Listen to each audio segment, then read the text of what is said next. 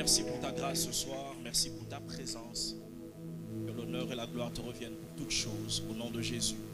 Quelqu'un m'aide à dire Amen. Amen. Alors, tu t'es peut-être assis un peu rapidement. Je vais te demander de te lever encore s'il te plaît. Pour juste 30 secondes. Allez, tu vas saluer 3-4 personnes en circulant. Et dire, bon, tu ne vas pas lui demander quel âge il a. Ça risque d'être très dangereux. Mais dis-lui seulement, cette semaine, on va vite grandir en moins d'une année. Sois cool, sois cool.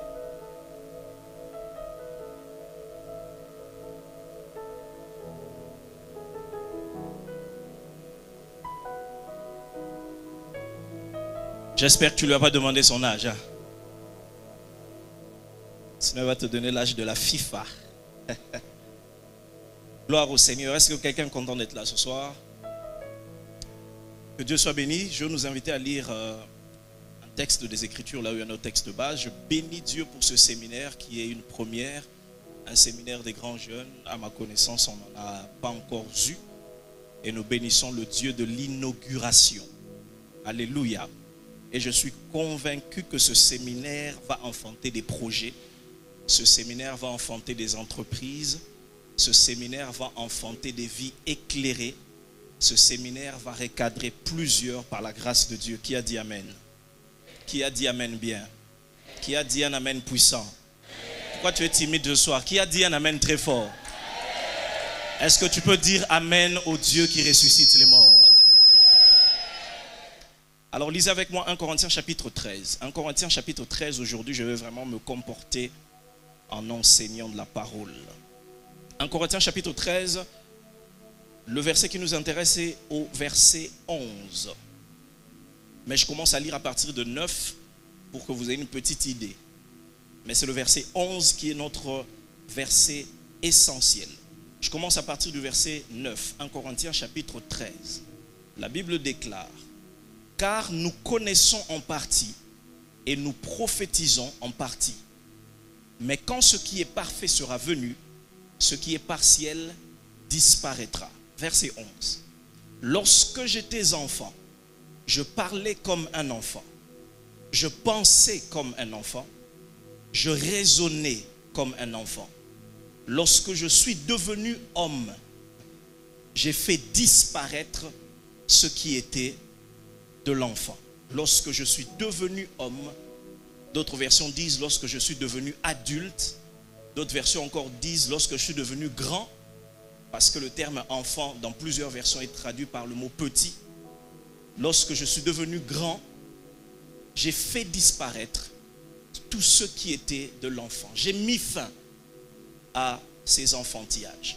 Alors le thème qui nous accompagne cette semaine, c'est quand l'âge avance, les exigences. Pendant toute la semaine, on va tourner autour de ça sous plusieurs formes. Il va y avoir des enseignements, il va y avoir des échanges, toutes sortes de choses. Mais je prie ce soir que Dieu visite quelqu'un. Moi, j'en ai la conviction. Quand l'âge avance, les exigences. Est-ce que quelqu'un est prêt? Est-ce qu'on peut y aller? Est-ce qu'on est prêt? Alors, la Bible déclare dans 1 Corinthiens chapitre 13, verset 11, « Lorsque j'étais enfant, je parlais comme un enfant. Je pensais comme un enfant, je raisonnais comme un enfant. Lorsque je suis devenu homme, j'ai fait disparaître ce qui était de l'enfant. » Contexte. Alors le contexte de ce texte, c'est que l'apôtre Paul est en train d'aborder plusieurs questions à l'église des Corinthes. C'est la première lettre qu'il leur écrit. Au chapitre 12, il aborde la question des dons spirituels. De comment est-ce qu'on travaille, on exerce dans les dons spirituels. Au chapitre 13, il fait une incise, ayez en mémoire que lorsque les écrivains de la Bible sont en train de mettre par écrit, ce n'est pas eux qui ont subdivisé la Bible en chapitres et en versets. D'accord? Cette subdivision est venue plus tard pour faciliter la lecture. Imaginez une Bible sans référence. Comment on allait trouver un dimanche? C'est plus tard que ça a été mis. Alors, juste pour vous montrer que quand l'apôtre Paul est en train d'écrire, dans sa tête, il n'y a pas de chapitre 12 et puis chapitre 13. Pour lui, c'est une seule lettre et une seule suite. Donc quand il parle des dons spirituels, il arrive dans ce qui est pour nous le chapitre 13. Il ouvre une brèche et dit: je vais vous montrer une voie par excellence pour être utile dans la maison de Dieu et fonctionner dans une dimension supérieure aux dons. Et cette dimension, ça s'appelle l'amour. Quelqu'un est avec moi? Et c'est là où il dit, si je parle la langue des anges, si je fais toutes sortes de choses, si je n'ai pas l'amour, je ne suis rien. Alors, il explique maintenant au verset 11 que l'amour, c'est la dimension de l'adulte. Ok? C'est la dimension de l'adulte par rapport à l'enfant. Et il fait un parallélisme. Il dit, lorsque j'étais enfant, je parlais comme un enfant, je pensais comme un enfant, je raisonnais comme un enfant. Le terme raisonner ici est aussi rendu dans plusieurs versions comme le terme juger. Je jugeais. Pas juger dans le sens d'être un juge au tribunal, mais l'appréciation des choses qu'on a dans la vie, la façon de voir, l'angle de vue qu'on a dans la vie. Et il dit, lorsque je suis devenu adulte, lorsque je suis devenu grand, j'ai mis fin à tous ces enfantillages. Et autour de ce texte, je vais nous parler de certain nombre de choses ce soir en rapport avec ce thème, et Dieu va bénir la vie de quelqu'un. Alléluia. Alléluia. Alors numéro 1, j'aimerais poser cette base. Numéro 1, c'est que ce texte est en train de nous montrer que la vie n'est pas statique, mais dynamique. La vie n'est pas statique, la vie est dynamique. L'apôtre Paul est en train de dire, lorsque j'étais enfant, je parlais, je raisonnais, je pensais. Mais lorsque je suis devenu, j'ai mis fin à tous ces enfantillages. Vous voyez que dans cette phrase, dans ce verset, il est en train de présenter deux temps différents. Quelqu'un est avec moi? Il présente un temps qu'il appelle enfance et un autre temps qu'il appelle l'âge adulte, l'âge de la maturité. Il veut dire que la vie n'est pas juste un trait. La vie, c'est une ligne continuelle. J'ai commencé en étant enfant, mais maintenant, au moment où je suis en train de vous parler, je ne suis plus dans l'état dans lequel j'étais. Quelqu'un est avec moi? La vie est une évolution. La vie est une continuation. La vie, ce n'est pas une photo, la vie est une vidéo. Quelqu'un est avec moi? Et il est en train de montrer que la vie n'est pas statique, elle est dynamique. Et j'aimerais dire cette chose en commençant. Mes frères et sœurs, vous devez savoir que dans la vie, le temps n'attend personne. Je disais que dans la vie, le temps n'attend personne. Même si tu t'appelles Nathan. Le temps n'attend personne. Est-ce qu'un Nathan peut dire Amen? Il n'y a pas de Nathan ici. Alors la vie n'attend personne. Le temps n'attend personne. Alors même l'année où vous vous dites, ok, cette année je suis fatigué, je viens d'avoir mon diplôme, je vais me reposer, rester à la maison, réfléchir, et puis c'est l'année prochaine vraiment je vais commencer à étudier. C'est vous qui avez mis une pause, le temps n'a pas fait de pause. Le jour où vous ne sortez pas, vous dites aujourd'hui, grâce matinée, je me réveille à 10 heures. Le temps est en train d'avancer. Quelqu'un est avec moi? Le temps ne s'arrête pas parce que vous arrêtez. Le temps continue à tourner, quel que soit ce que vous faites. Et l'homme sur la terre n'a pas d'influence sur le temps. Quelqu'un est avec moi? La vie est dynamique. Il dit, lorsque j'étais, et maintenant je suis devenu. Mes frères, dans la vie, il y a le j'étais, il y a le je suis, et il y a le je serai. Et ça ne dépend pas de vous. Vous pouvez faire toutes sortes de prières, même Josué qui a prié afin que le soleil s'arrête et passer aujourd'hui. Il n'y a aucune prière que vous puissiez faire qui puisse bloquer le temps. Le temps n'attend personne. Et le temps ne recule pas. Vous avez remarqué ça déjà? Le temps, il ne recule pas. Le temps, il va toujours en avant. Toujours en avant. Il évolue. Il va toujours en avant. Vous vous rappelez de ce texte de Psaume chapitre 37 au verset 25, ce célèbre texte de David, quand il parle, il dit, j'ai été jeune, j'ai vieilli, je n'ai pas vu le juste abandonné, ni sa postérité mendiant son pain. Il est en train de présenter aussi cet état. Il dit, j'ai été. Je me rappelle à l'époque où j'étais comme ça. J'étais un petit garçon, j'étais dans la brousse. Le prophète Samuel est venu, il m'a oint d'huile, je suis devenu ce que je suis devenu. Il se rappelle de comment il jouait à la harpe. Aujourd'hui, il est devenu un grand David, père, plusieurs fois père et même grand-père. Le temps n'attend personne. Est-ce que quelqu'un est avec moi?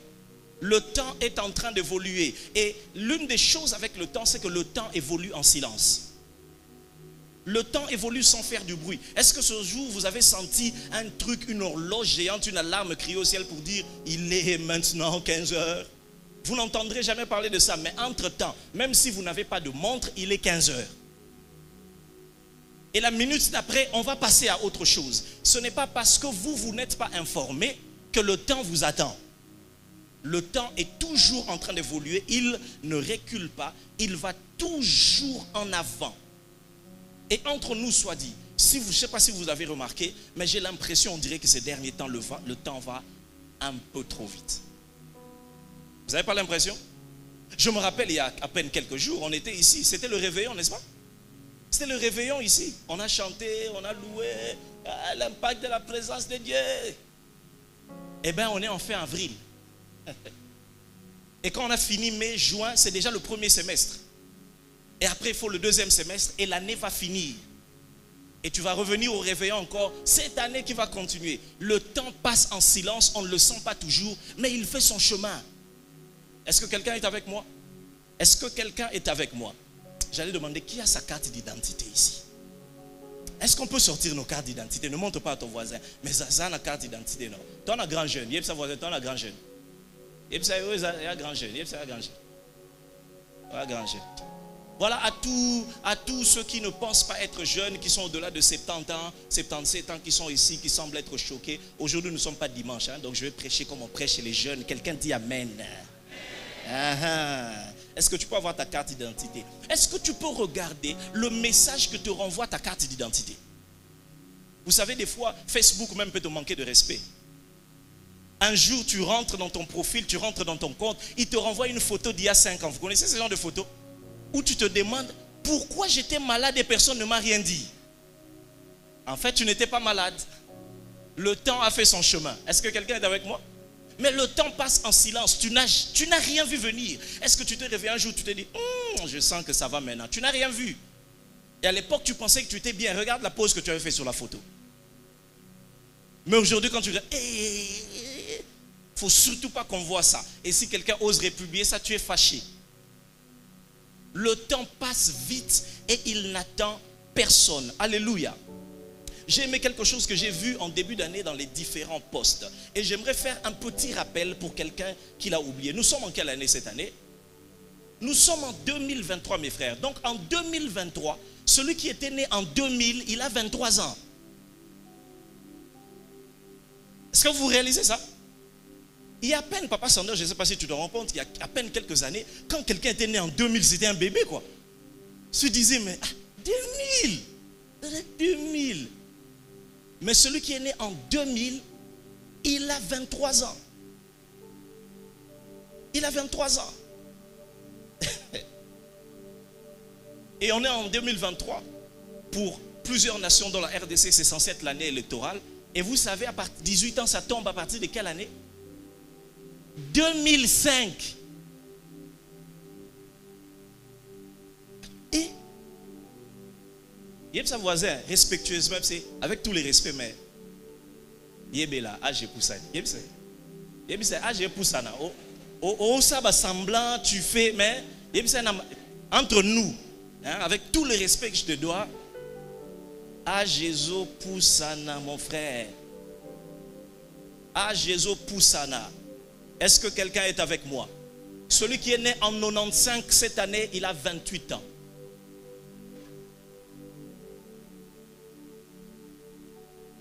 Oh, choqué, hein? Vous savez, des fois, on ne réalise pas. On marche, tu as toujours la même pensée que tu avais il y a 10 ans. 28 ans, la Liona. Et si on te transpose seulement dans Mboka? Moi, je blague avec mes 2 enfants. Tu en alignerais peut-être 15. Est-ce que quelqu'un est avec moi? Et j'aimerais te faire comprendre que la vie au quotidien, le fait que le temps passe sans qu'on ne se rende compte, le fait de comment les gens nous traitent tout autour, ne nous fait pas toujours réaliser que le temps est en train de passer. Le temps est en train de passer. Est-ce que quelqu'un est avec moi? Est-ce que quelqu'un est avec moi? Est-ce que quelqu'un est avec moi? Celui qui était né en 2006, cette année, a 17 ans. Celui qui est né l'année du coup de boule de Zidane, il a 17 ans. Ça fait 17 ans que Zidane m'a dit. 17 ans. J'ai l'impression que je suivi ce match hier. 17 ans. 17 ans. Il y a ça sous voisin avec tout le respect. Yébela. Yébela. Il y a un séminaire où il faut yébela. Il y a blague qui ça semblant côté.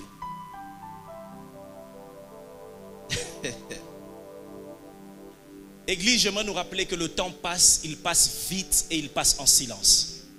Et si nous n'avons pas ce genre de temps, ce genre de séminaire, ce genre de moment où on arrête, on ne vient pas parler d'onction, on ne vient pas parler de gloire, on vient s'asseoir et réfléchir sur comment le temps passe et sur ce qu'on fait, alors nous sommes en train de passer à côté. Je refuse d'être responsable d'une jeunesse qui crie et qui ne réfléchit jamais. Je refuse d'être responsable d'une jeunesse où les gens atteignent 40 ans et vivent toujours avec la mentalité comme s'ils avaient 22 ans. Ah, j'ai poussani, frère. Après avoir crié, après avoir été, après avoir même servi Dieu comme ouvrier, il faut y être là. Vous regardez même au sport, même au football, les joueurs ne jouent pas de la même manière en fonction des minutes. Quand on est à la 80e minute, la pression s'accélère. Parce qu'on sait que le temps est amouqué. Surtout quand vous êtes mené au score. Frère, regarde l'horloge. Regarde bien l'horloge. Regarde bien l'horloge. Il faut y être là. Est-ce que quelqu'un est avec moi? Donc j'ai dit numéro 1, la vie n'est pas statique, elle est dynamique. Deuxième base, parce que j'ai beaucoup de choses à dire ce soir. Deuxième base, c'est toujours de ce texte de 1 Corinthiens chapitre 13, verset 11. La Bible est en train de nous montrer que grandir et évoluer, ou bien évoluer, est un choix personnel à faire. Il dit clairement, lorsque j'étais enfant, je parlais comme un enfant. Je raisonnais comme un enfant. Je faisais les choses comme un enfant. Lorsque je suis devenu homme, la suite c'est quoi? Ces choses sont parties? Non. Il dit, lorsque je suis devenu homme, j'ai fait disparaître. Ces choses ont disparu? Non. Qui les a fait disparaître? J'ai posé une action consciente pour faire disparaître les choses que j'ai regardées et pour lesquelles je me suis dit, ça, ce n'est plus ma saison. Quelqu'un est avec moi? Ainsi, grandir, je parle de grandir en termes de maturité, c'est un choix à faire. Ce n'est pas quelque chose que vous subissez. Ce n'est pas un jour où vous vous réveillez et puis... Là, tu parles de la taille. L'intérieur, là, c'est un choix à faire. Est-ce que quelqu'un est avec moi? Est-ce que quelqu'un est avec moi? Et pendant ce séminaire, je prie que quelqu'un mette son âge à côté, regarde ses décisions et sa vie et fasse disparaître tout ce qui ne correspond plus à son niveau. Est-ce que quelqu'un est avec moi? Est-ce que quelqu'un est avec moi? Quand il dit j'ai fait disparaître tout ce qui était de l'enfant, il est en train de nous montrer en même temps que l'une des premières choses qui marque le fait que quelqu'un a grandi, c'est la capacité à prendre des décisions. Est-ce que quelqu'un est avec moi? Je ne vis plus la vie telle qu'elle se présente. Il dit, quand je suis devenu homme, j'ai commencé à apprécier les choses, à regarder et à décider. Ça, je mets fin à ça. Entre nous, soit dit, il y a des choses qui doivent s'arrêter dans ta vie. Pas parce qu'on doit te le dire, parce que tu dois regarder et te dire, ce n'est plus le temps pour ça, j'ai grandi. Ça ne me convient plus, je ne dois plus vivre ces mêmes choses. Il dit, j'ai fait disparaître tout ce qui était de l'enfant. Tout ce qui était de l'enfant, je l'ai fait disparaître. Troisième vérité, troisième base. Ce texte est en train de nous montrer que l'âge ne fait pas toujours la maturité. L'âge ne fait pas toujours la maturité.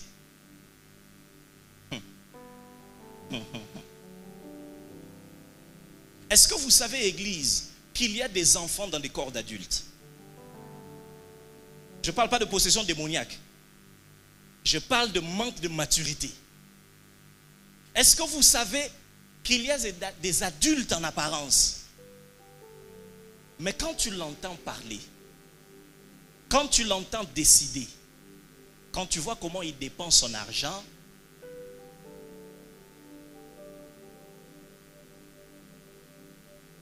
il ne fait pas les 30 ans qu'il fait.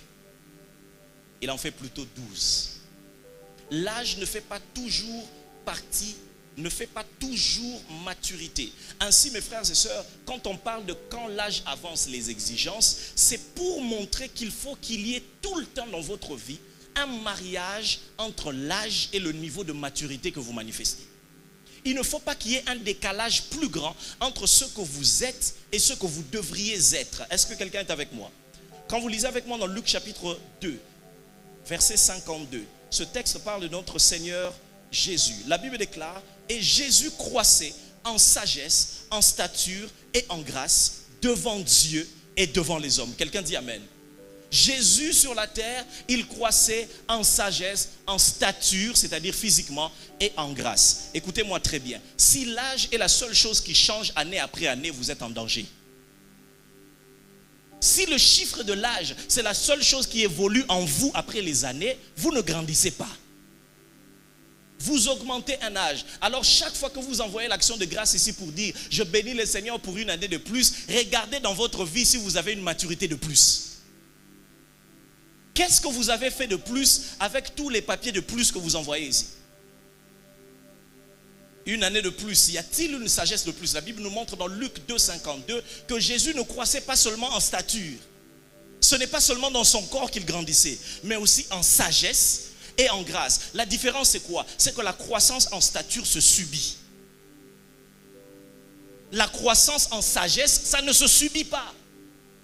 Pour grandir physiquement, vous avez juste besoin de dormir, de manger le foufou qu'on vous a servi, vous vous êtes réveillé et hop, vous avez le nombre de mètres que vous avez. Mais pour grandir en sagesse, vous pouvez rester au même niveau pendant des années. C'est ainsi que David dit quelque part dans le psaume, « Je suis plus sage que mes maîtres parce que je suis accroché à la parole de Dieu. » Est-ce que quelqu'un est avec moi? Vous pouvez avoir 25 ans, mais avoir en tête une sagesse qui peut étonner même ceux qui ont 40, 50 ans. Est-ce que quelqu'un est avec moi? Votre contenu doit parler plus fort que votre extérieur. La Bible déclare dans 1 Samuel chapitre 10, 1 Samuel chapitre 10 verset 1er, je pense que ça doit être ça ou bien c'est 9.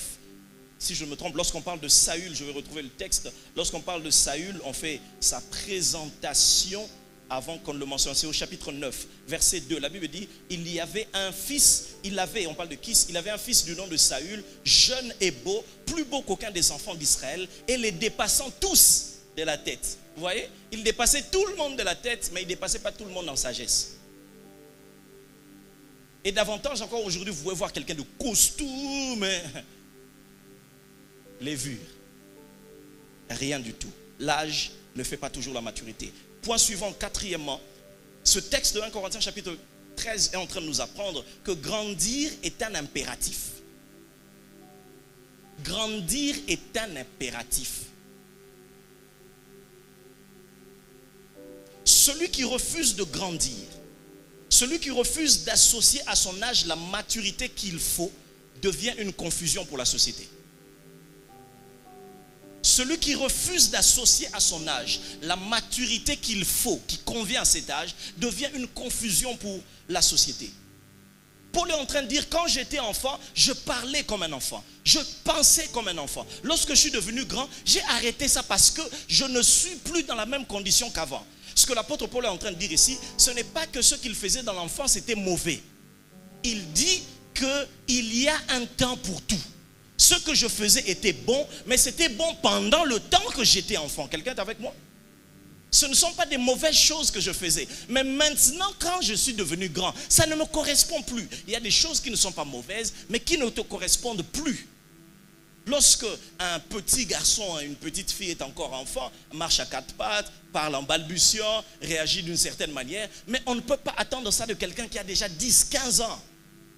Pourquoi? Ça ne veut pas dire que marcher à quatre pattes est forcément un défaut. C'est bien. D'ailleurs, la première fois qu'un enfant marche à quatre pattes, on est content. Mais si c'est un adulte qui le fait, on se pose des questions. Pourquoi? Parce que son âge n'a pas été associé à la maturité qui correspond à cet âge. Est-ce que quelqu'un est avec moi? C'est un impératif. Il dit, j'ai fait disparaître ce qui était de l'enfant. Vous devez grandir, vous devez atteindre le niveau, les exigences de l'âge que nous sommes en train d'atteindre au nom de Jésus. Cinquième vérité, toujours autour de ce texte en posant les bases, c'est que la maturité comme l'enfance sont des réalités constatables. La maturité comme l'enfance sont des réalités constatables. La maturité, ce n'est pas ce que tu dis dans ta chambre. Oh, moi, je suis mature. Hein? Ce n'est pas à toi de nous dire que tu es mature. On va regarder tes décisions, on va regarder tes choix, on va regarder ton habillement, on va regarder ta manière de faire et ça se saura si tu es adulte ou si tu ne l'es pas. L'apôtre Paul est en train de dire, lorsque j'étais enfant, conséquence c'est quoi? Je parlais comme un enfant. Ça ne restait pas en moi. L'état dans lequel on se trouve finit toujours par s'exprimer. Je parlais comme un enfant. Je raisonnais. D'ailleurs, raisonner, penser, c'est interne. Mais parler, c'est externe. Est-ce que quelqu'un est avec moi? C'est-à-dire que ça se manifestait. Et lorsque je suis devenu grand, j'ai mis fin à ça. En d'autres termes, j'ai changé aussi ma manière de parler. J'ai changé ma manière de m'exprimer. Parce que la maturité et l'enfance sont constatables. On peut voir. Ce ne sont pas des réalités subjectives que quelqu'un doit se dire quelque part lui-même. Ouais, moi, je pense que ça va. Pas toujours. Quand vous lisez dans 1 Samuel chapitre 21, versets 10 à 14, vous voyez l'histoire de David lorsqu'il est arrivé chez le roi Akish, chez les Philistins. Il sentait qu'il y avait un danger. Alors il a fait semblant de devenir fou. Vous connaissez l'histoire, n'est-ce pas? Et quand on l'a amené devant le roi, j'aime la réaction du roi au verset 14, au verset 13 de 1 Samuel 21, il dit, mais vous voyez bien qu'il est fou. Pourquoi vous me l'amenez? Est-ce que je manque de fous dans mon royaume? En fait, David faisait semblant. Mais qu'est-ce qui a permis au roi de conclure qu'il était fou? Il a regardé ce que David faisait. Les gestes qu'il posait. La manière de marcher. La façon dont il laissait couler la salive. Et il a conclu, ce gars, il est devenu fou. Et tu peux nous dire ce que tu veux. Tu peux prendre les citations de John C. Maxwell comme tu veux, autant que tu veux, les poster sur ton statut WhatsApp. Quand nous, on te regarde, accoladé. La maturité, ce n'est pas ce qu'on dit, c'est ce que l'on fait. Et regardez ce que l'apôtre Paul est en train de dire. Il dit, lorsque j'étais enfant, je parlais comme un enfant. Je pensais comme un enfant. Je raisonnais comme un enfant. Quelqu'un est avec moi? Quelqu'un est avec moi? Est-ce que quelqu'un est avec moi? Vous avez mal au cœur, hein? Est-ce que quelqu'un est avec moi? Yeah. Vous allez remarquer que dans les 3 verbes qu'il a utilisés, ces 3 verbes peuvent être regroupés en 2 groupes, comme je l'ai dit tantôt. Il parle du verbe parler, qui parle en réalité, c'est vrai qu'il parle du langage, mais on peut mettre ça dans un groupe qui s'appelle expression. Et les 2 autres verbes, c'est beaucoup plus interne. Il dit je pensais, je raisonnais, je jugeais, j'appréciais les choses. Ça c'est à l'interne, la façon de voir les choses. De l'autre côté, il dit je m'exprimais comme un enfant. De l'autre côté, il dit à l'intérieur de moi, le fonctionnement, le raisonnement, c'était comme celui d'un enfant. En d'autres termes, l'apôtre Paul est en train de dire que l'enfance, tout comme le fait de grandir, se voit dans ces 2 dimensions.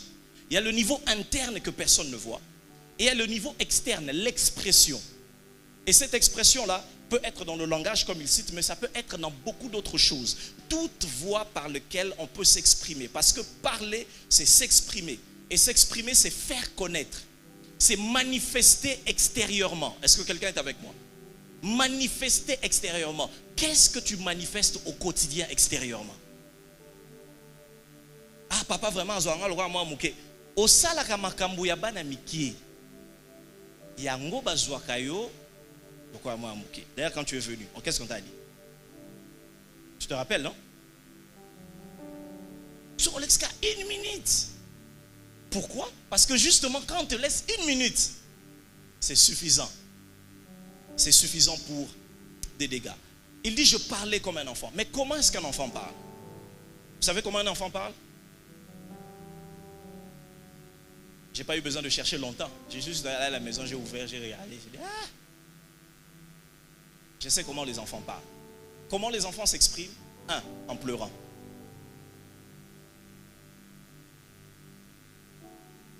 Un enfant pleure quand il demande. Un enfant pleure quand il a sommeil. Un enfant pleure quand il a chaud. Il pleure quand il a froid. Quand il n'est pas d'accord, il pleure. Et quelquefois, même quand il est d'accord, il pleure. Un enfant, il aime quelque chose à la minute. 2 minutes après, où est la télécommande? C'est passé sous la table. Un enfant est prêt à engager sa force, son énergie, pour se battre pour un bout d'élastique qu'il n'a pas vu il y a 2 minutes et qu'il va jeter dans les 3 secondes qui suivent. Mais il va pleurer comme si quelque chose lui était arrivé dans la vie. J'entends quelqu'un dire, mais où on gagne des balles? Mais si l'enfant le fait pour un bout d'élastique, pour un bout de tissu, et que tu le fais parce qu'on ne t'a pas donné la chaise qu'il fallait à l'église,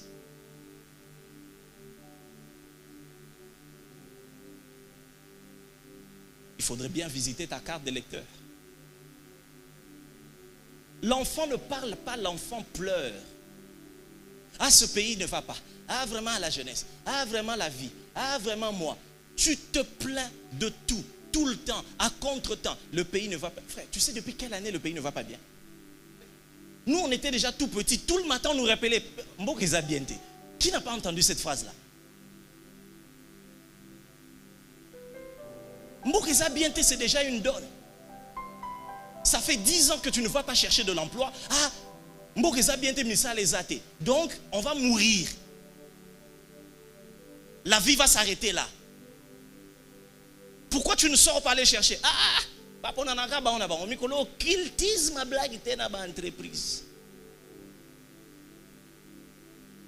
Il y a le tribalisme. La Bible déclare dans Proverbe que le paresseux dit, il y a un lion dehors.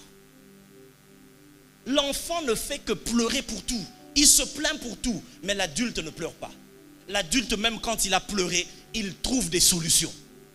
Il trouve des parades. Il s'adapte à la situation. Il affronte les problèmes et il sait trouver une solution. Vraiment dans cette maison.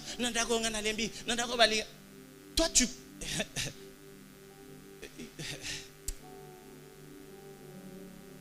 Tu penses que les gens qui réussissent, ils ont quel genre de famille? Ceux qui bâtissent les entreprises, ils viennent de quelle famille? Ils viennent toujours des familles belles. Oh, c'est ça qu'on t'a menti. Ils ne viennent pas toujours de belles familles. Ils viennent parfois des familles où ils n'ont même pas un lit où dormir la nuit. Ils sortent parfois des maisons où tu ne sais pas distinguer elle est où la chambre, où est le salon. Mais tu le verras sortir le jour en train de chercher, de sillonner, bien français, bien sapé, normal. Il crée des opportunités et il s'en sort dans la vie. Est-ce qu'il y a des bagarreurs dans la vie ici ce soir? J'aimerais t'informer que ce pays, malheureusement, même si nous l'aimons, ce pays ne va pas bien jusqu'à aujourd'hui. Et sauf miracle de Dieu, ça va être encore le cas pendant un petit moment. Tout ne va pas se régler forcément en un jour, sauf miracle de Dieu. Mais ce n'est pas une raison pour échouer. Est-ce que quelqu'un m'entend? Ce n'est pas une raison pour pleurer. Ça fait des mois que tu pleures sur le gouvernement, comme si tu étais sur la liste des gens qu'on devait nommer. Et des gens sont comme ça, des attitudes d'enfants. Ils se plaignent partout. Ils se plaignent du pays, ils se plaignent du football, ils se plaignent même de Paris Foot. Et quand ils viennent même à l'église, au département, ils se plaignent. On ne m'a pas donné, on m'a pas. Gros bébé, attends, on va te donner un gros biberon, tu vas prendre.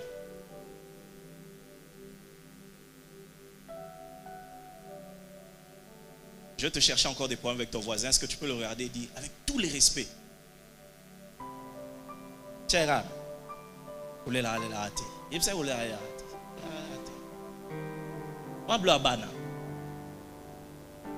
est-ce que quelqu'un est avec moi? L'enfant s'exprime par des pleurs. L'enfant s'exprime par des émotions passagères. Quand il a besoin d'avoir ce petit bout de métal là, il faut qu'il ait, sinon la vie va se terminer. Si on ne lui donne pas, on l'a tué. Et c'est comme ça que malheureusement réagissent plusieurs adultes.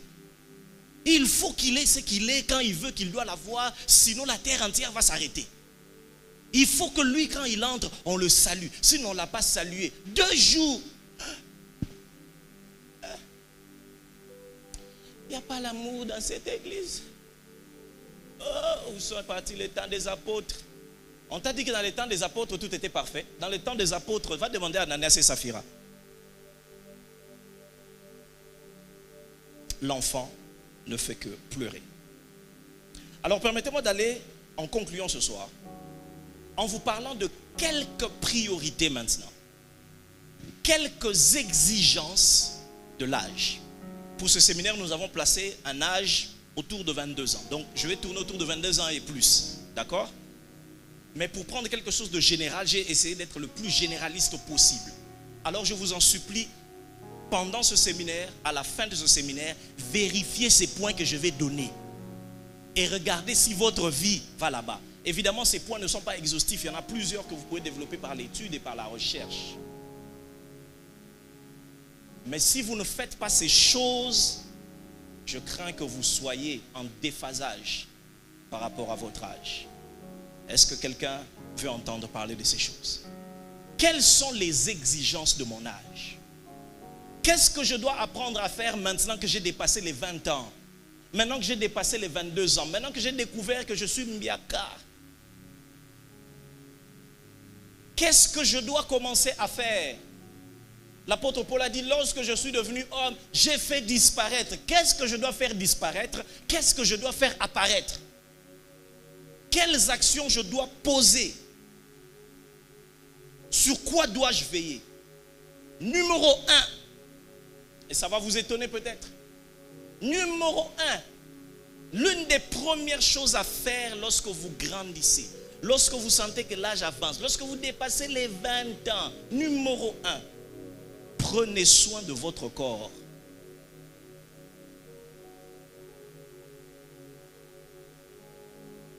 Attendez-moi, j'arrive. Toza, hein? On est là. Ce séminaire, on n'est pas là. Tu vois, dimanche, on était là. Ce séminaire-là, on est ici. On va s'entendre ici. Prenez soin de votre corps. Alors, j'aimerais dire quelque chose de très important que j'aimerais vous puissiez enregistrer. Quelles que soient les promesses qui reposent sur vous, vous n'irez pas plus loin que votre corps.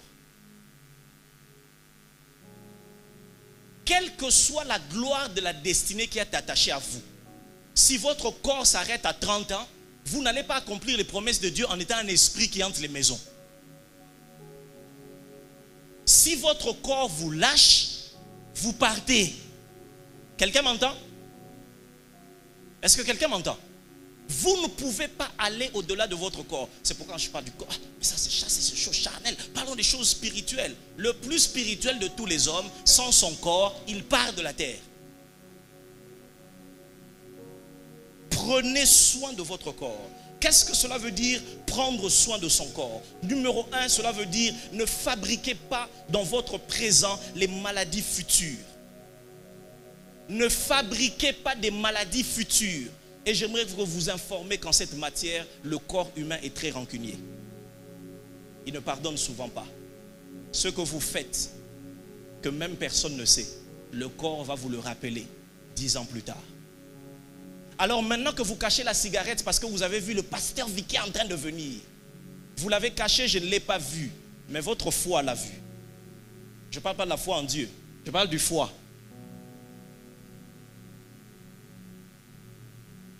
Maintenant que vous allez ingurgiter des drogues, maintenant que vous prenez la bière en cachette et que vous cherchez les débats, ouais, on a passé avec la Bible, place Komami. Je vais te montrer que c'est écrit sur ton pancréas dans 10 ans. Et on viendra débattre sur la cirrhose de foie. Est-ce que quelqu'un m'entend? Est-ce que quelqu'un m'entend? La jeunesse est malheureusement devenue le temps où l'on fabrique les maladies. Regardez comment au Congo les gens meurent tôt. Ce ne sont pas toujours les attaques démoniaques. C'est une mauvaise gestion du corps.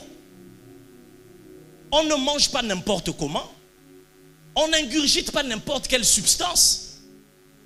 Vous remplissez vos corps d'huile.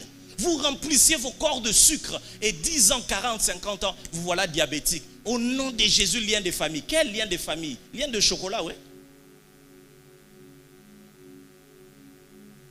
Est-ce que quelqu'un est avec moi?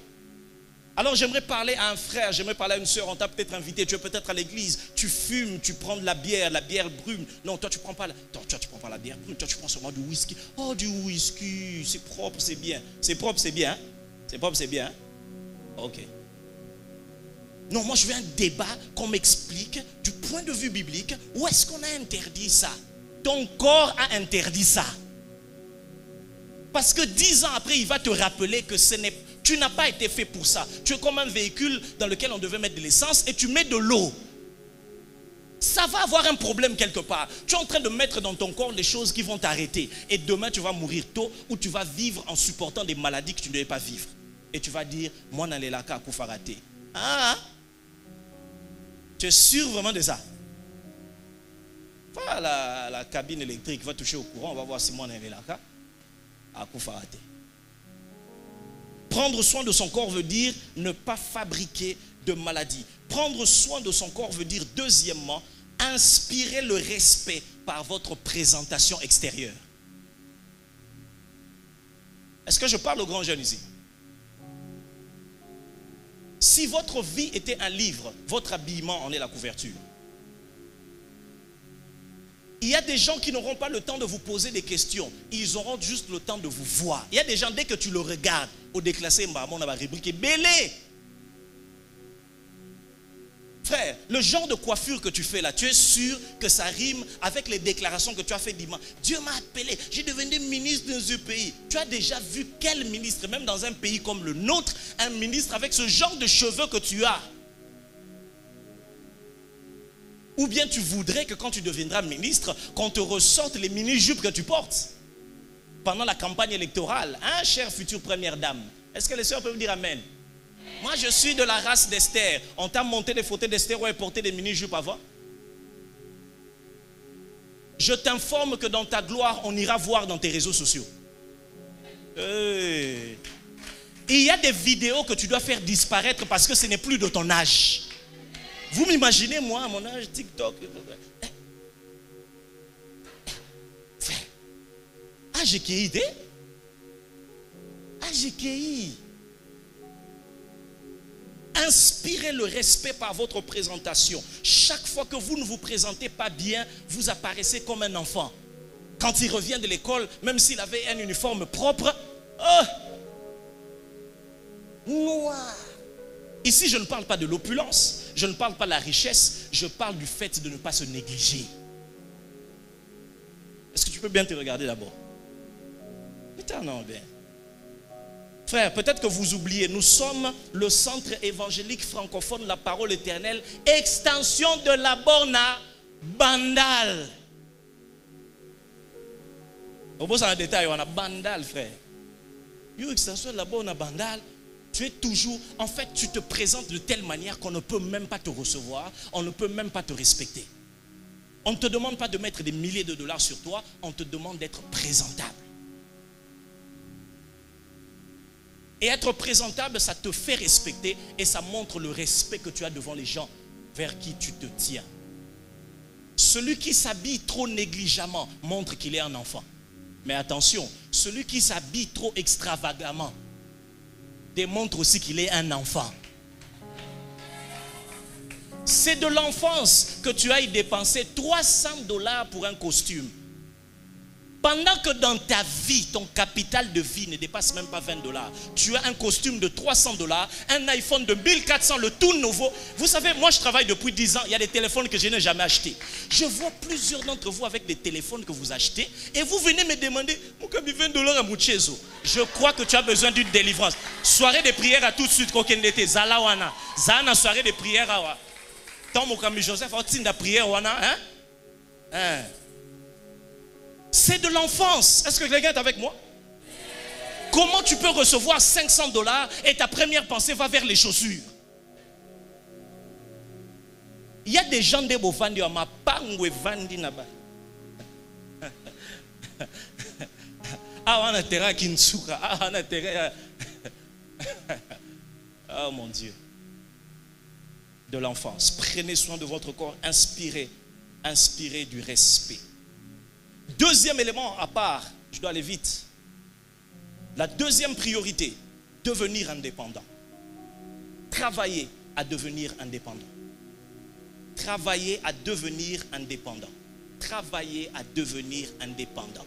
Travailler à devenir indépendant. Ce qu'on a déjà 20 ans, et pour ça, 20 ans déjà au Leki, Bandaka déjà coaché quelque part dans ta tête que tu dois commencer à travailler progressivement pour que dans un futur plus ou moins proche, que tu deviennes de plus en plus indépendant. Quand je parle d'indépendant, je ne veux pas dire que vous n'aurez plus jamais besoin de personne sur la terre et que vous allez vivre en vase clos. Non, je suis en train de dire que vous devez cesser d'être une charge pour les gens. Personne sur la terre n'est venu pour te porter sur ses épaules toute la vie. Ce soir, je veux dire à certains frères qui ont dépassé un certain âge, certaines choses que les parents ne te disent pas parce qu'ils t'aiment beaucoup, mais moi, comme je t'aime, peut-être encore plus, je vais te le dire ce soir. Banza déjà au Longwanda Kunabino, frère Loba, amen. Comment tu atteins les 27 ans, tu atteins les 25 ans, il ne te passe jamais l'idée de on a ben dana. Il y a où tes frères? Travailler à devenir indépendant veut dire cesser progressivement d'être une charge pour les autres. Et quand je parle d'être une charge, je parle d'une charge financière. Et c'est là que vous créez des relations à sens unique. Où tu es tout le temps, oh non c'est mon ami, c'est pas un ami, c'est quelqu'un que tu as mis devant toi pour auto-lacailler de temps en temps. On ne bâtit pas une relation sur le tol. Soko tolé lundi, mardi, akoki mayo. Est-ce que quelqu'un m'en comprend? Ça c'est vraiment nous ici là. Donc, okomi yo soba muni yo kaka. Interdemande. Interdemande. Je prie dans le nom de Jésus que Dieu aide quelqu'un à commencer à devenir progressivement indépendant et à cesser d'être une charge pour les autres. Cesser d'être une charge émotionnellement pour les autres. C'est toi l'Éternel blessé qu'on doit toujours visiter, qu'on doit toujours consoler. C'est toujours toi qui as des problèmes. Quand est-ce que toi tu vas être disponible pour les autres? Quand est-ce que toi tu encourages les autres? Quand est-ce que c'est toi qui fais les messages aux autres? Quand est-ce que c'est vers toi qu'on vient? Toute l'attention du monde doit être toujours vers toi. Ça ne vous rappelle pas une catégorie de gens? Les enfants. Quand il parle que personne ne l'écoute, abandonne-le là. J'ai fait 2 semaines à la maison, on n'est pas venu me voir. Où est le point?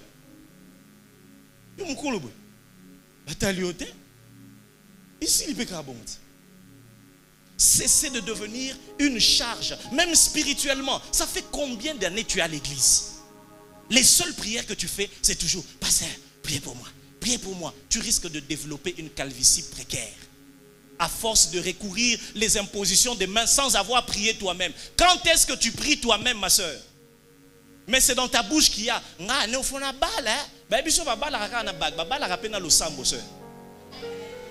parce que Dieu t'établit responsable de certains enfants. Dieu t'établit dans la vie d'un homme, Dieu t'établit dans la vie d'une femme. Et toi, tu ne pries pas, tu manges ton chewing-gum, tu es là.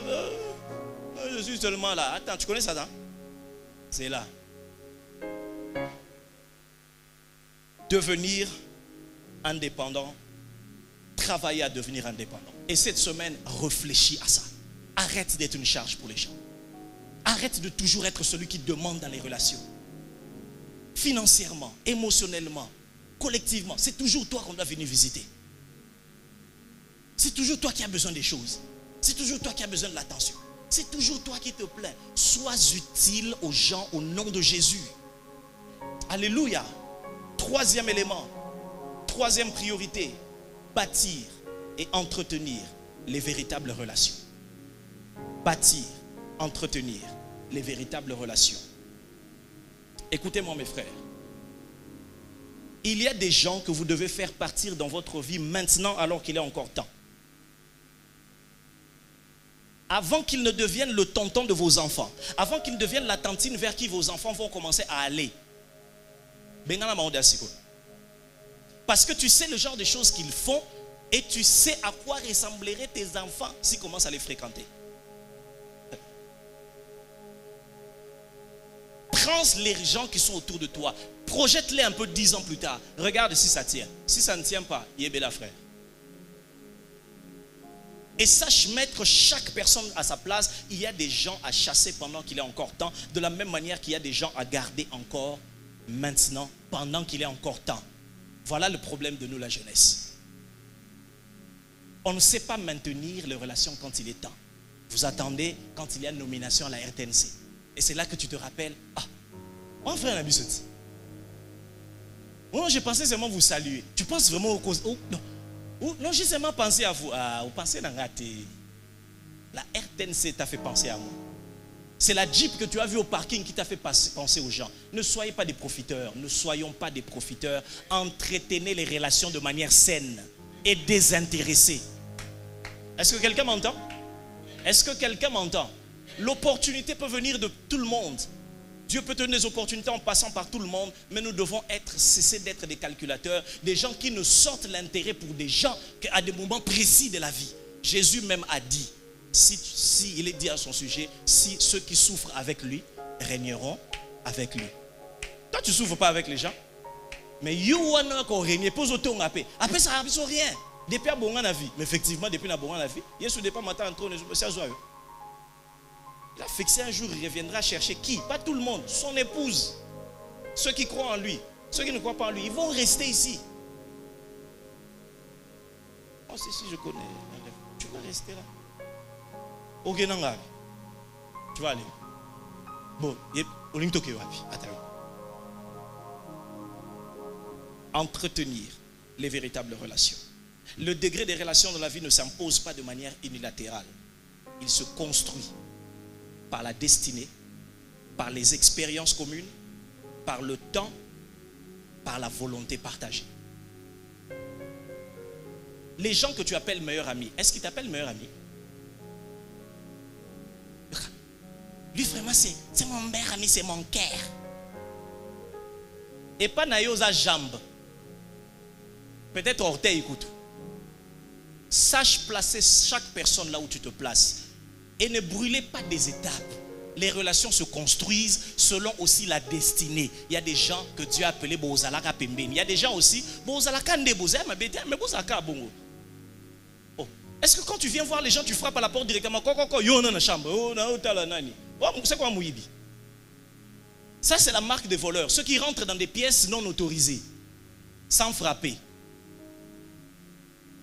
Dans la vie, vous devez avoir ces 4 types de personnes. Numéro 1, les personnes qui ont autorité sur vous. Les personnes qui ont autorité sur vous. La Bible déclare dans Hébreux chapitre 7, verset 7, sans contredit, c'est l'inférieur qui est béni par le supérieur. Il y a certains types de bénédictions, il faut que ça vienne de quelqu'un que vous regardez comme un supérieur dans un domaine. Si vous cessez de le regarder comme supérieur,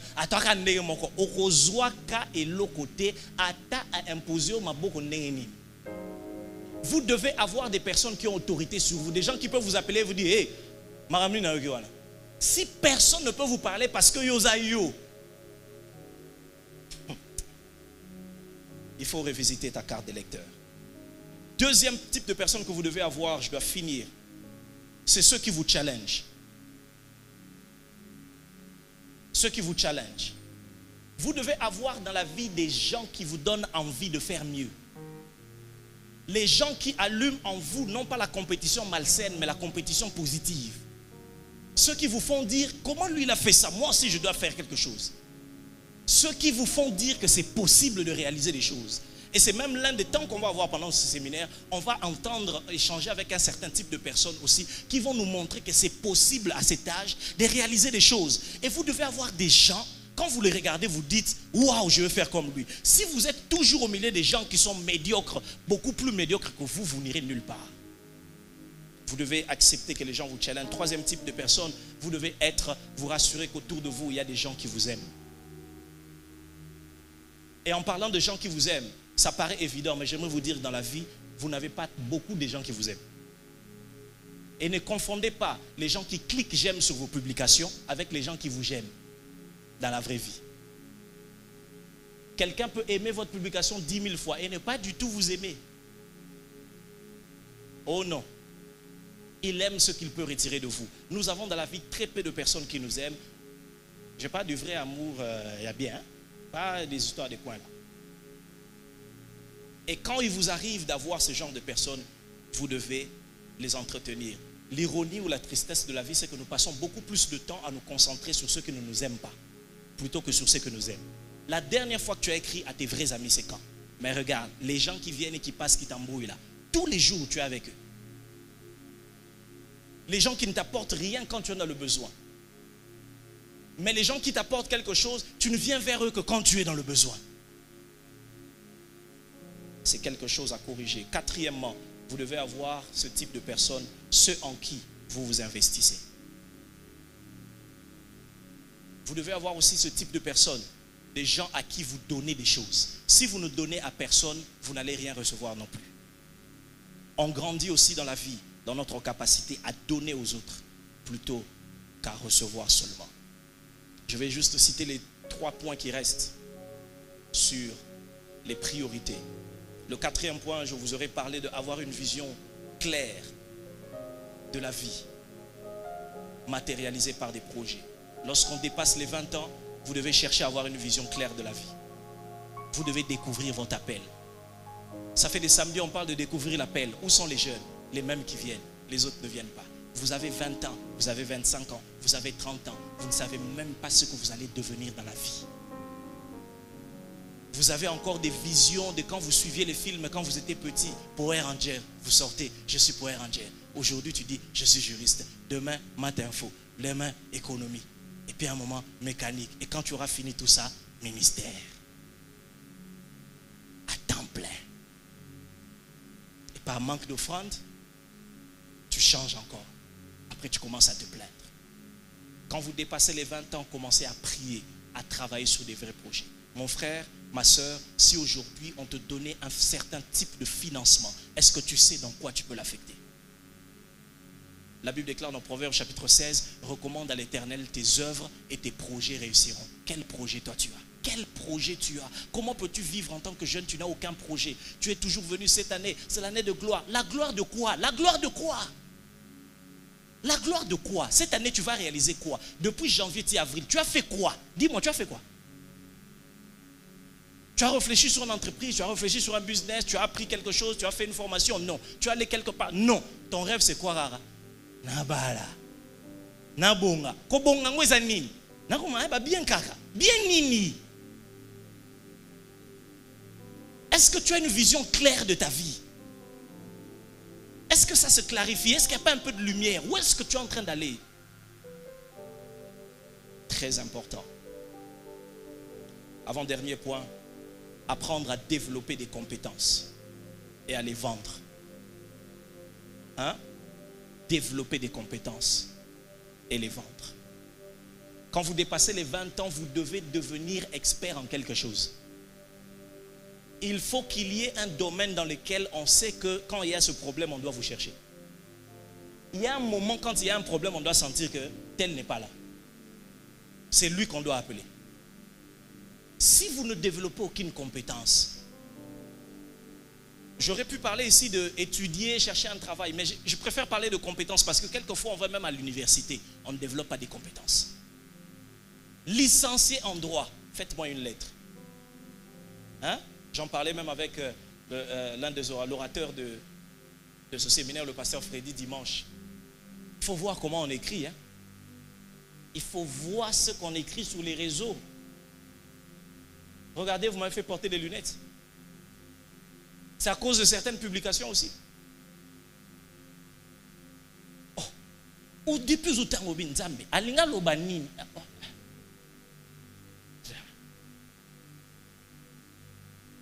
Bon, namoun papa, tout le cas interprétation des langues, il y a donc tout le cas interprétation en français na yo. Mais c'est toi qui nous dis que tu es licencié en économie. Pourquoi? Parce que tu as fréquenté l'école, tu as fréquenté l'université sans t'investir vraiment. Et au Congo, mes frères, on étudie déjà dans des situations compliquées. Si tu ne t'investis pas personnellement, tu peux faire 5 ans et ressortir avec un cerveau aussi vide que tu as été venu avec. Si tu ne t'investis pas personnellement, as-tu développé des compétences? Quelle formation as-tu faite? Comment peux-tu expliquer que pendant une année, tu n'as appris à ne rien faire? Tu ne sais pas conduire un véhicule, tu ne sais pas parler, tu ne sais pas donner un cours, tu ne sais pas faire les PowerPoint, tu ne connais pas Excel. Qu'est-ce qui se passe avec toi? Tout ce que tu fais, c'est partager les affiches de Joint Compassion. Tu es distrait. Avec ta Bible en main venant les dimanches, tu es distrait et l'âge va te rattraper. Est-ce que quelqu'un m'entend? Il y a des gens à 23 ans qui commencent les entreprises. Il y a des gens à 23 ans qui peuvent postuler quelque part. Tu ne dois pas forcément tout savoir, mais tu dois être calé quelque part. Tu dois travailler ta compétence au point que ça devienne un réflexe. Au point qu'on sait que ça, il le fait bien. Toi, tu fais quoi bien? Toi, tu fais quoi bien? À part dormir, qu'est-ce que tu fais bien? Tu dois savoir faire quelque chose. On a les réseaux sociaux, les formations sont gratuites. Gratuites, il suffit de taper. Non, non. C'est pas ce que toi tu suis. Toi tu regardes le vieux là. Mikola lobini neningani. Oh balobi oh. C'est tout ce que tu suis. Est-ce que tu sais qu'il y a des formations gratuites sur Google? Est-ce que tu sais que tu peux apprendre des astuces sur YouTube? YouTube, lyrics. Frère, Et regarde comment tu transpires. Et match arrière. Tu vas regarder 11 personnes en culotte qui ont réussi financièrement leur vie. Et tu vas gaspiller tes 1000 francs pour aller parier. Équipe poli. Frère, il faut qu'il y ait une soirée de prière. Parce qu'il faut une délivrance. Devenez excellent dans ce que vous faites. Écoutez, moi j'aime toujours dire ça. Il y a un degré d'excellence où les gens vont oublier votre âge. Paul a dit à Timothée dans 1 Timothée 4, 17 que personne ne méprise ta jeunesse, mais sois un modèle pour les fidèles. Il y a un moment quand tu es un modèle, même quand on peut bouder, mais on va consommer. Oui. Et tu dois devenir de cette race-là. Quand tu viens, on dit, docteur à moi, mais quand on te voit travailler, tu es performant. Deviens excellent et performant au nom de Jésus. Et c'est une culture que vous devez avoir dans tout ce que vous faites. Soyez excellent dans ce que vous dites. Soyez excellent dans les petites choses. Soyez excellent quand vous écrivez. Soyez excellent dans les petites tâches. Si dans un petit SMS, tu n'es pas excellent, la lettre de motivation de vous à l'excellent. Développez des compétences et vendez-les. L'argent, c'est le fait de vendre sa compétence. Tu développes une compétence, tu sais ce que tu peux faire, un travail manuel, un travail intellectuel, tu le mets à la disposition des gens et on te paye soit à la fin du mois, soit après le service. C'est ça le travail. Quand tu dis Moussa les athées, en réalité, tu n'as pas développé une compétence et tu n'as pas réussi à la vendre à quelqu'un. Détecte les problèmes autour de toi, regarde ce que Dieu te donne capable de faire, apprends, va proposer tes services, on va te payer pour ça. C'est ça le travail. Le travail, ce n'est pas on t'engage pour venir au là costume. Non. Développe une compétence. Combien de choses tu sais faire? Combien de choses tu peux apprendre? Même la cuisine, tu ne sais pas.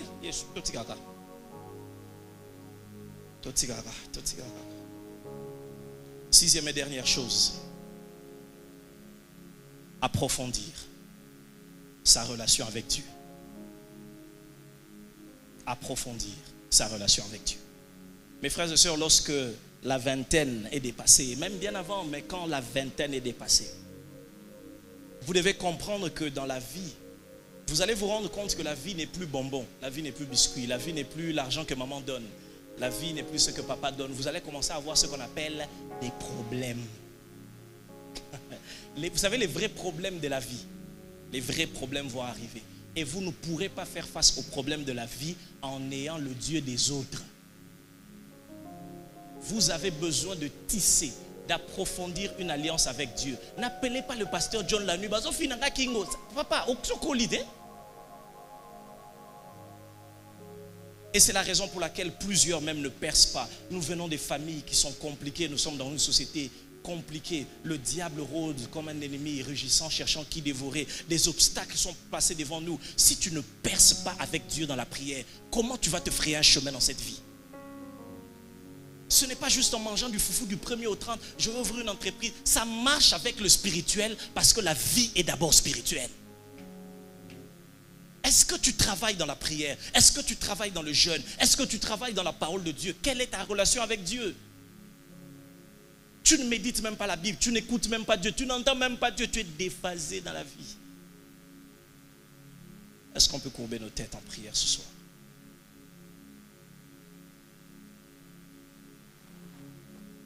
Je voudrais qu'en 1-2 minutes, que tu élèves ta voix et que tu dises à Dieu, Seigneur, j'ai besoin de toi. Je ne sais pas quel angle tu vas prendre, mais pendant ces 30 secondes, élève ta voix et parle au Seigneur. Seigneur, aide-moi à prendre des décisions. Aide-moi à prendre des décisions. Aide-moi à prendre des décisions. Aide-moi à prendre des décisions. Je pense que c'est la meilleure des prières. Aide-moi à prendre des décisions. Dans l'angle où Dieu t'a le plus parlé. Est-ce que c'est des formations que tu dois suivre? Est-ce que c'est des habitudes que tu dois abandonner? Ces habitudes-là d'écrire aux gens à 23 heures sans fondement, c'est des habitudes d'enfance. Tu ne peux plus faire certaines choses. Ces habitudes de te disputer dans la rue, de te brosser les dents dans la rue, frère. Est-ce que tu ne peux pas prendre des décisions? Ça a l'air d'être bête, ça a l'air de ne pas être spirituel. Mais je te dis, ça peut être ça qui peut bloquer toute ta vie. Cette nonchalance-là, tu ne cherches pas du travail, tu te plains toujours. Le pays ne va pas bien, les choses sont bloquées. Tu te plains à l'église, on ne m'a pas donné la chaise, on ne m'a pas laissé chanter, on n'a pas fait ci. Tu te plains de tout le monde et partout. Frère, je t'en supplie, dis à Dieu, aide-moi à prendre les bonnes décisions. Aide-moi à prendre les bonnes décisions. Aide-moi à prendre les bonnes décisions. Aide-moi à prendre les bonnes décisions, Seigneur. Est-ce par rapport au travail? Est-ce par rapport aux habitudes? Est-ce par rapport aux attitudes? Est-ce par rapport à ce que je dois faire? Seigneur, aide-moi s'il te plaît. Peut-être que c'est d'en bâtir les relations. Peut-être que toi tu ne penses aux gens que quand ils ont des problèmes, que quand tu as des problèmes, tout ce que tu sais faire des gens, c'est leur demander de l'argent. Aide-moi à bâtir les relations. Tu as rejeté les personnes d'autorité autour de toi. Tu as rejeté les vrais amis qui t'aiment. Seigneur, aide-moi s'il te plaît, aide-moi à chercher après ce séminaire, à bâtir l'indépendance, à chercher l'indépendance, à cesser d'être une charge pour tout le monde. Donne-moi d'être de la race aussi, Seigneur, à partir de ce mois, d'emmener aussi un petit 100 francs à la maison, de donner à maman et de dire, c'est aussi ma petite part. Aide-moi à y arriver alors que le temps est en train d'avancer. Je ne veux pas rester un éternel enfant. Même quand on dit bâtissons notre temple, je pense toujours que ce sont les papas de l'église qui vont donner quelque chose. Je ne pense même pas qu'il y ait un jeune qui va se lever et qui donne 10 000 $. Père, donne-nous la grâce dans cette église, que nous ayons des jeunes forts, des jeunes dans les entreprises qui vont se lever et bâtir même la maison de Dieu.